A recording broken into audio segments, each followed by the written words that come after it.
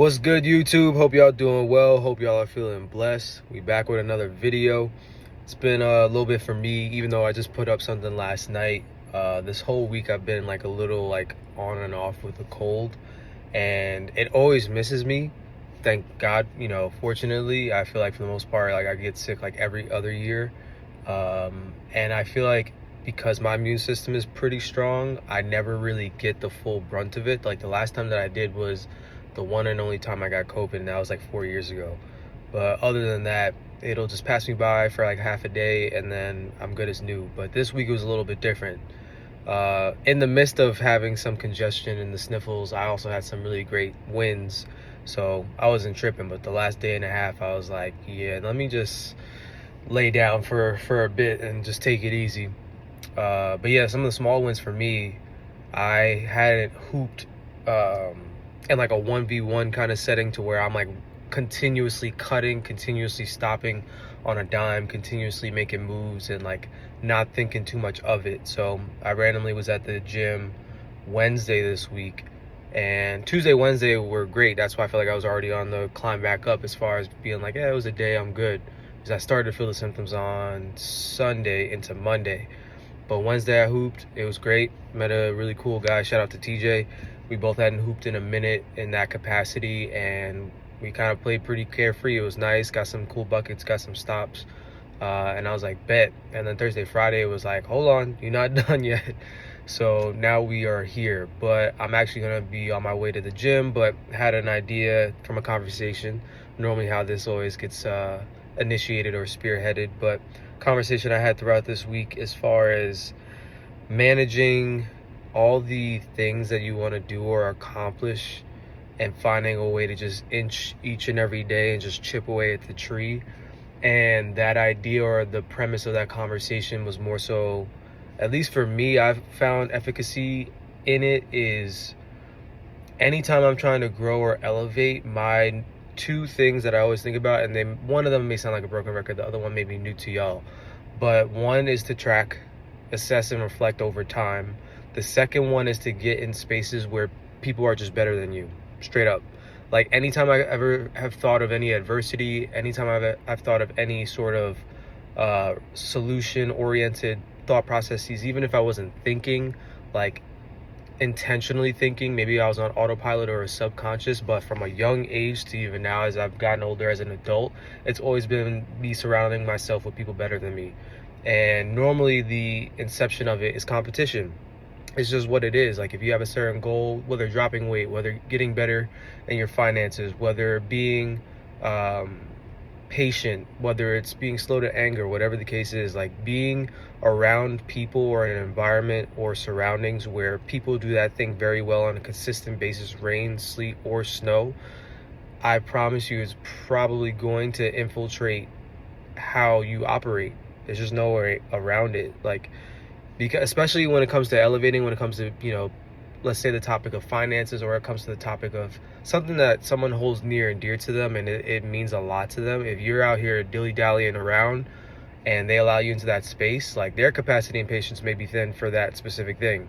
Again, utilizing, let's use the example, or even I'll use my own, playing basketball, playing sports growing up my entire life. Like I only developed the grit, developed the ability to keep showing up even when things hurt or things weren't as fun by playing with people much older than me when I was young. I'm not saying the younger generation now doesn't do that.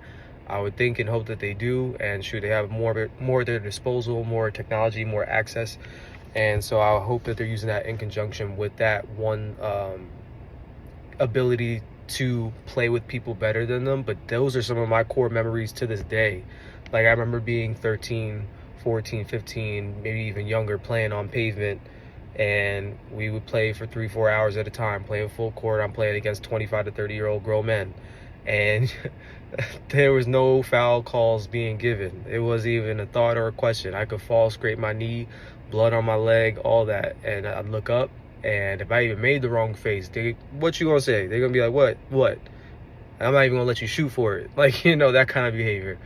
And obviously as a kid, you either could, cry, nothing wrong with that, but In that environment, there is something wrong with that. But you could either be that kid, or you could be like, all right, bet, just channel it, hone it in. Especially as you got older and got a little bit bigger, you can dish it back. You know, if somebody was trying to do something a little bit crazy, give them a little chicken wing, little bow, and they'd be like, all right, now I'm here, you know.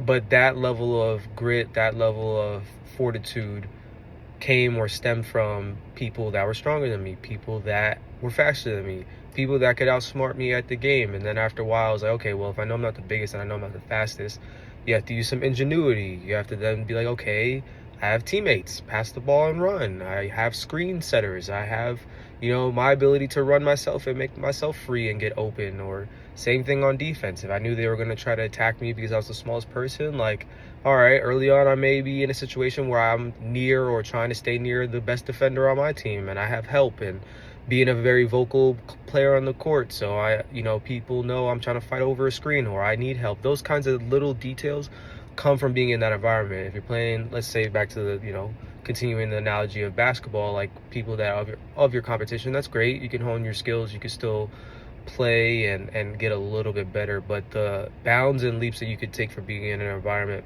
where people are better or force you to be better expedites that process tenfold. Same thing financially. If you're the only person out of a group of 5 and you make a fifth of what everybody else makes, I think you're going to start to be privy to, okay, what do they spend their money on? What do they not spend their money on?